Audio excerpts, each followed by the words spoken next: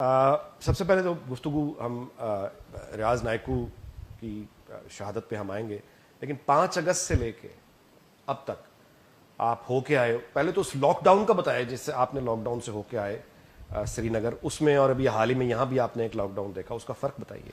अनीक भाई, फर्क वाजे है। लॉकडाउन में यहाँ मूवमेंट कम रही, इसका उसमें कोई शक व शुबे की गुंजाइश नहीं है। लेकिन जो 5 अगस्त के बाद वहाँ लॉकडाउन रहा, वहाँ स्ट्रिकेस्ट कर्फ्यू रहा उस जमाने में।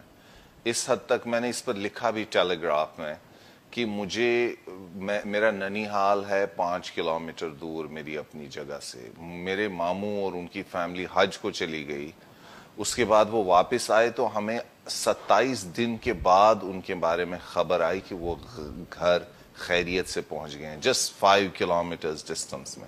इससे आप अंदाजा कर सकते हैं कि कितना ज्यादा हार्श कंट्रोल था गवर्नमेंट ऑफ इंडिया का, फौज और उस का। वक्त वहां पे ना इंटरनेट था ना टेलीफोन, बिल्कुल कुछ नहीं था, ना इंटरनेट था ना टेलीफोन था, किसी से लैंडलाइन भी नहीं था।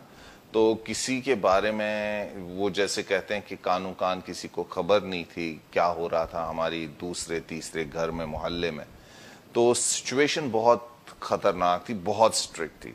और अभी का जब हम फॉरवर्ड कर रहे हैं कि जो कोविड के बाद वहां सिचुएशन है इस वक्त, बल्कि उससे भी ज्यादा खतरनाक सिचुएशन है। वहां पे पाबंदियां आयद कर दी गई हैं कोविड के नाम पे। और अभी जो रियाज नायकू साहब जाँ बहक हुए कोई 3-4 दिन पहले, अब तो पूरा इंटरनेट और पूरा मोबाइल फोन टेलीफोनी बंद कर दिया गया। इसलिए इस वक्त कश्मीर के अंदर क्या हो रहा है, वहाँ की सूरत हाल क्या है, उसके बारे में सिर्फ अंदाजा किया जा सकता है। लेकिन ये बात है कि पहले दिन जब रियाज नायकू साहब का ये हुआ इंसिडेंट, हजारों की तादाद में लोग जो मीडिया रिपोर्ट्स के मुताबिक बाहर निकल आए। उसके बाद दर्जनों की तादाद में लोग पैलेट गन्स का शिकार होकर जख्मी हो गए और एक शख्स को गोली मारकर जाँ बहक हो गए हैं। वो 2 बच्चों का बाप था। इस वक्त सिचुएशन बहुत फ्लूइड है और बहुत खतरनाक है। अंदर हमें पता नहीं है कि क्या हो रहा है, बल्कि लॉकडाउन के अंदर जो पहले से अगस्त से लॉकडाउन था, उसके बाद कोविड का लॉकडाउन हो गया। अब इन 2 लॉकडाउनों के बीच एक और नया लॉकडाउन सामने आया। अच्छा, अब इस लॉकडाउन में अब यूं कहिए कि ग्रोसरी, सब्जी वगैरह, यानी अस्पताल, यानी ये कि एसेंशियल सर्विसेज, उसका क्या हाल है? हालात बहुत ख़राब हैं, इसमें कोई शक नहीं है कि जो प्रोविजंस होते हैं एसेंशियल ईटेबल्स के, बहुत हालात ख़राब है। लेकिन कश्मीर में एक ट्रेडिशन है कि हम बहुत स्टोर करते हैं। जैसे यहाँ पे भी आप देखेंगे पहाड़ी इलाकों में लोग 3-3, 4-4 महीने के लिए स्टोर करते हैं, फ्रेश आइटम्स ना हो। लेकिन इस लॉकडाउन से ये मसले पैदा हुए गए हैं कि अभी एक दिन पहले मैं खबर देख रहा था कि एक खातून की डेथ हो गई, वो जाँ बहक हो गई क्योंकि उनको वो प्रेग्नेंट थी, उनको मेडिकल केयर नहीं मिल सका लॉकडाउन की वजह से। और ऐसी दर्जनों सैकड़ों स्टोरीज भी हो सकती हैं।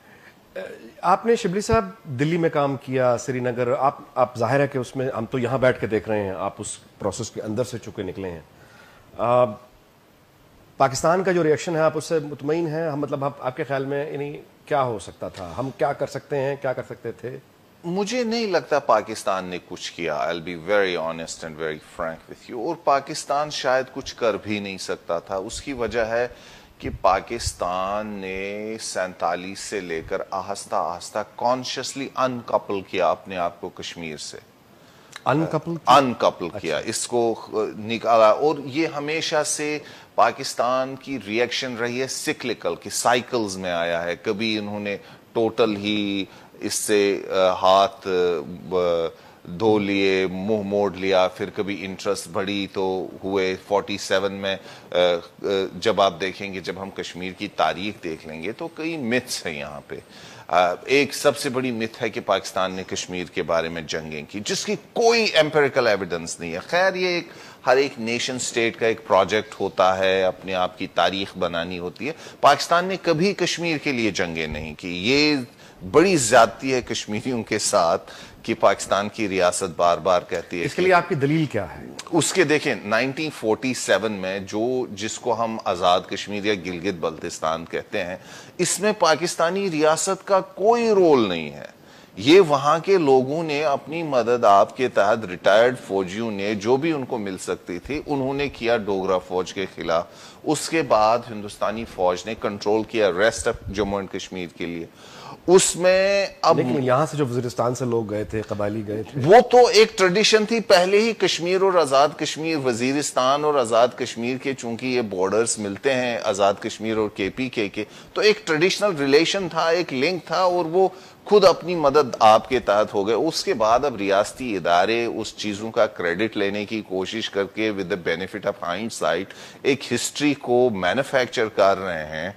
वो जाहिर सी बात है रियासत की भी मजबूरी है और रियासती इदारों की भी। Let's move forward. 65 की वॉर भी 65 की मोटिवेशन क्या थी, आप सबसे पहले बताएं कि अयूब खान साहब की मोटिवेशन क्या थी उस जमाने में जब वो मातूब ठहराए गए थे पाकिस्तानी अवाम उन्नास में। तो उसके बाद वो एक एडवेंचर कर बैठे कि शायद उससे अपनी वो जो खोई हुई उनकी रेपुटेशन थी, तो वो रेपुटेशन को अपनी मैनेज कराना चाहते हैं। आपका ख्याल ये है, आपका इशारा है कि चूंकि फातिमा जिन्ना के साथ रेफरेंडम में जी जो कंट्रोवर्शियल हो गए थे खान साहब, आपका ख्याल है इस वजह से? बिल्कुल उसमें अदरवाइज अगर आप फौजी नुक्ता नजर से देखें 65 का ऑपरेशन सबसे नाकाम तरीन ऑपरेशन था। जो लॉजिस्टिक्स थी नहीं, ये सब ख्याली पुलाव की बुनियाद पर, किसी ख्याली नुक्ता नजर की बुनियाद पे उन्होंने जो सिनारियोज बिल्ड किए थे वो फेल हो गया। बिल्कुल।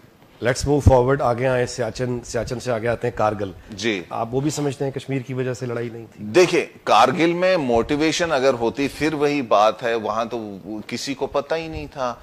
मुशर्रफ साहब, ये तो अब रिकॉर्ड पे है कि मुशर्रफ साहब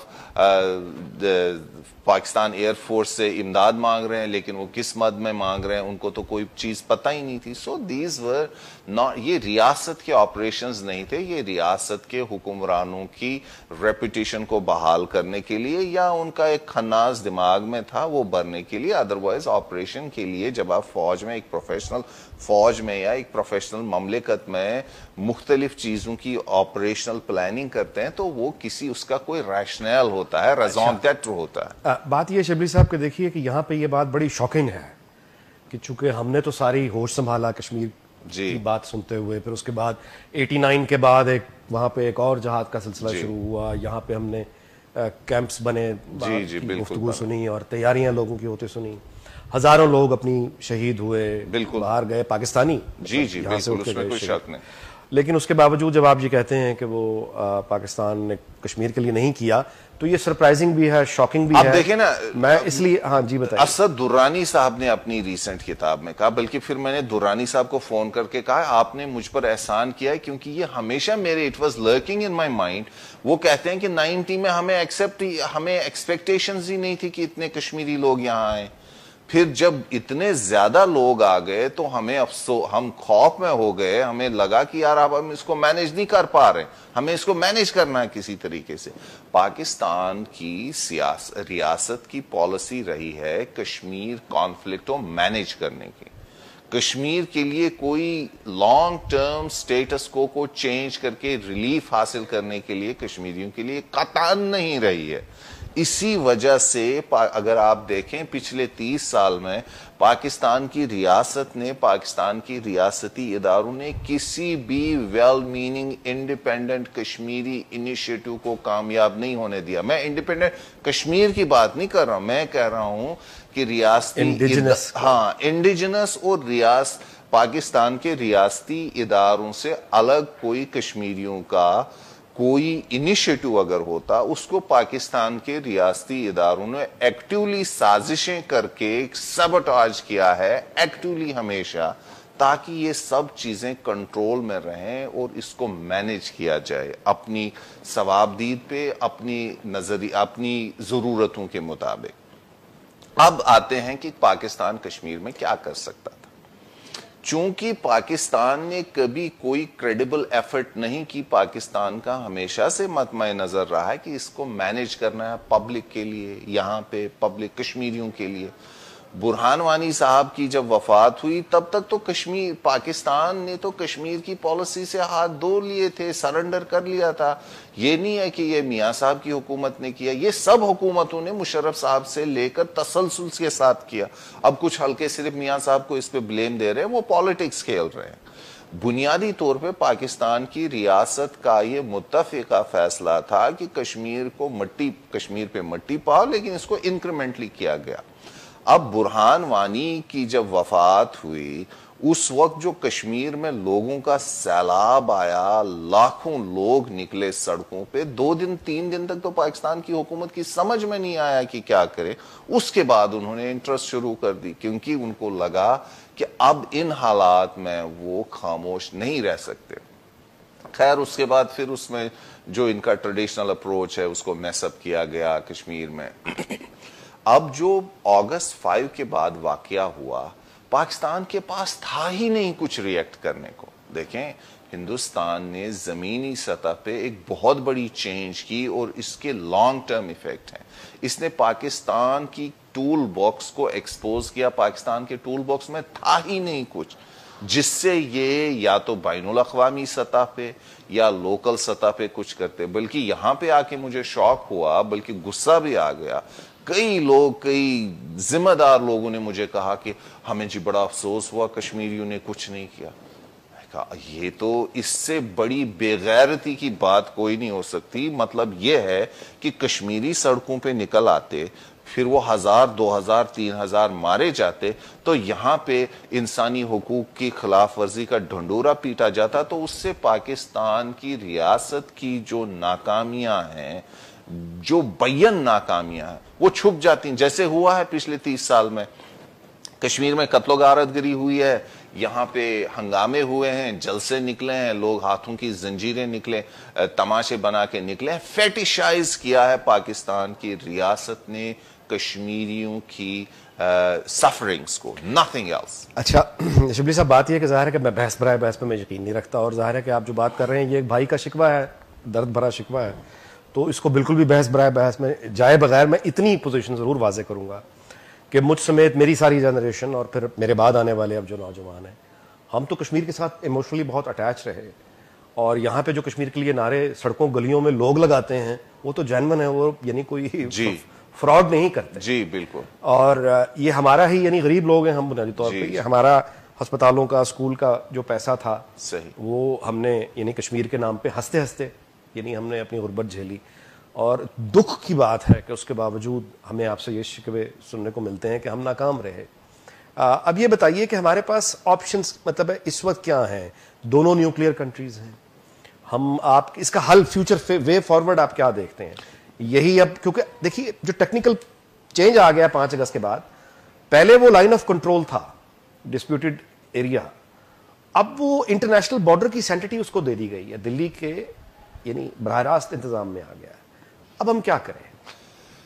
देखें, बिल्कुल सही बात है। इमरान खान साहब ने जब अपना लंबी चौड़ी तकरीर की यूएन में, जो 5-6 मिनट में अच्छी तरह से वो कर सकते थे, he didn't have to ring around, go in long winded, जो उन्होंने स्पीच की, उन्होंने 2 बातें की जो मुतजाद थी और लाफेबल भी हैं। सबसे पहले उन्होंने कहा कि हम कश्मीरियों के लिए किसी भी हद तक जाने को तैयार, उन्होंने ये बात की।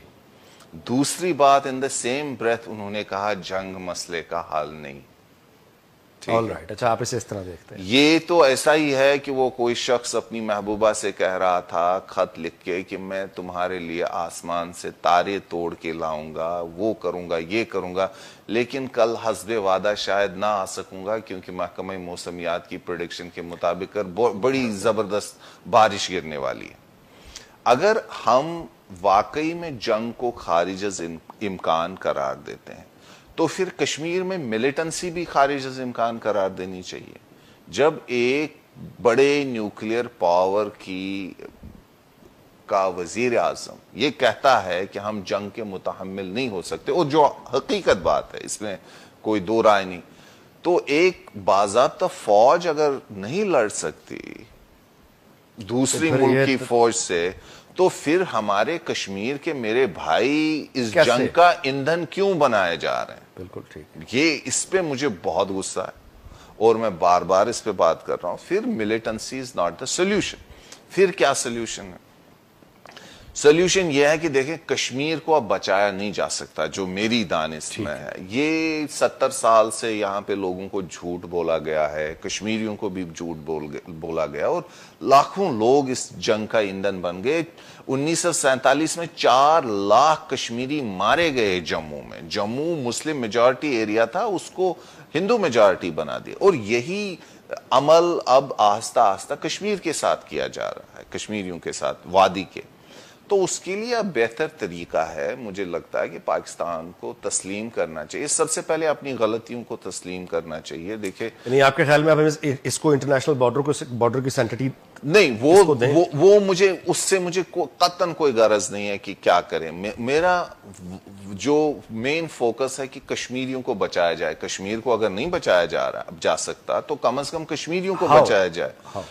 भारत, देखें, आजाद जम्मू कश्मीर इस रियासत जम्मू कश्मीर का खित्ता है, गिलगित बल्तिस्तान खित्ता है। मेरी जिसको मैं थियोराइज कर रहा हूं आजकल, इस पे मैं काम कर रहा हूं आस्ता आस्ता, कि पाकिस्तान को कश्मीरी रेफ्यूजीज के लिए आजाद जम्मू कश्मीर और गिलगित बल्तिस्तान में सैंक्चुरीज खोल देनी चाहिए, ताकि कम से कम कश्मीरी जो जहां आना चाहते हैं वो आ जाएं और वो इज्जत से रहें एज रेफ्यूजीज। उनको रिहेबिलिटेट करें, क्योंकि वो रियासत जम्मू कश्मीर के हिस्से हैं। वो पाकिस्तान में रह रहे हैं, गिलगित बल्तिस्तान में रहें, आज़ाद जम्मू कश्मीर में रहें इलाका। और पाकिस्तान को उसके लिए एक्टिवली कोशिश करनी चाहिए, क्योंकि मुझे पता है कश्मीर में रह के कि काफ़ी सारे लोगों की एक काबिल जिक्र तादाद कश्मीर से माइग्रेट करना चाहती है, क्योंकि उनको खौफ है कि उन पर हमले, उनको कत्ल किया जाएगा। उनको अपनी मीरास का खौफ है, उनको अपनी रिलीजियस आइडेंटिटी खतरे में नजर आती है, कल्चरल आइडेंटिटी खतरे में नजर आती है। तो इसलिए मुझे लगता है कि एटलीस्ट बातें करने से बेहतर है कि पाकिस्तानी हुकूमत कोई प्रैक्टिकल इकदाम करे, सियासत के तनाजुर में ना इसे देखे कि वो इसको टैक्टिकल एडवांटेज लूज करेंगे अगर कश्मीर की मुस्लिम आबादी वहां से शिफ्ट होगी। ये टेरिटोरियल, खुद पाकिस्तान के अरबाब इक़्तिदार कई बार कह चुके हैं कि ये टेरिटोरियल डिस्प्यूट नहीं है। अगर ये टेरिटोरियल डिस्प्यूट नहीं है तो लोगों को आने जाने की इजाजत दी जाए। तो ये पाकिस्तान करेगा, इंडिया तो बिल्कुल नहीं करेगा। तो इसलिए मुझे लगता है कि सरेदस्त तो यही हल है। कश्मीरी जब वहाँ शहीद होते हैं, उनका खून बहता है, तो यहाँ बड़ी शदीद उसका एहसास भी होता है, हमें गुस्सा भी आता है, दुख भी होता है, परेशानी भी होती है। और लेकिन आपने बहरहाल जो गुफ्तगू की वो प्रैक्टिकल है, हिस्ट्री है, और आपका ये जो सोल्यूशन है वे फॉरवर्ड, मैं यकीनन मैं इसकी तायद भी करता हूँ, दाद भी देता हूँ कि जो कश्मीरी हैं अगर उनको बचाना है तो पाकिस्तान को अपने बॉर्डर्स खोल के उनके लिए कैंप्स बनाने चाहिए। And they are most welcome, वो यहाँ आए। और कौम की तरफ से तो मैं आपको बता सकता हूँ कि हम उन्हें वेलकम करेंगे। आपको क्या लगता है? नहीं, मुझे तो कौमी सतह पे देखें, पाकिस्तान की जो कौम है यहाँ पे तो मुझे कोई दो राय नजर नहीं आती। पाकिस्तानी कौम ने हमेशा अपना तजुर्बा घूमते फिरते वेलकम किया है। बल्कि आप देखें, पंजाब, पूरे पंजाब में, सिंध में मिसालें, कश्मीरी आबाद हैं कई जनरेशन से यहाँ पे, और उनको कोई मसला नहीं है। खुद मियां Nawaz Sharif by the way Kashmiri हैं। जी जी जी। तो खाजगान सारे कश्मीरी, जी। लेकिन जैसे पंजाबी क्या गाली देते हैं ना कि पंजाब की हुकूमत, वो कश्मीरी है असल में। सही बात है। लेकिन मसला ये है कि पाकिस्तानी हुकूमत ने या पाकिस्तानी इदारों ने वाकई कभी सीरियसली इसके बारे में नहीं सोचा। मैं आपको बताऊं, कौम ने बहरहाल लिया है। जी, जाहिर सी बात है, कौम तो हमेशा सोचती है, लेकिन वो हमेशा बेचारे इस्तेमाल हुए हैं। आपका बहुत बहुत शुक्रिया शिबली साहब, आपने वक्त दिया। थैंक यू शिबली साहब ने जो गुफ्तगू की, जाहिर है एक दुखे हुए दिल की भाई का गिला है, शिकवा है। इस पर रद्द अमल में, गुस्से में अगर हम आएंगे तो अपने आप को नुकसान पहुंचाएंगे। अगली नशिस्त में मजीद किसी और मौजू पे बात होगी। शिबली साहब को भी हम दावत देते रहेंगे।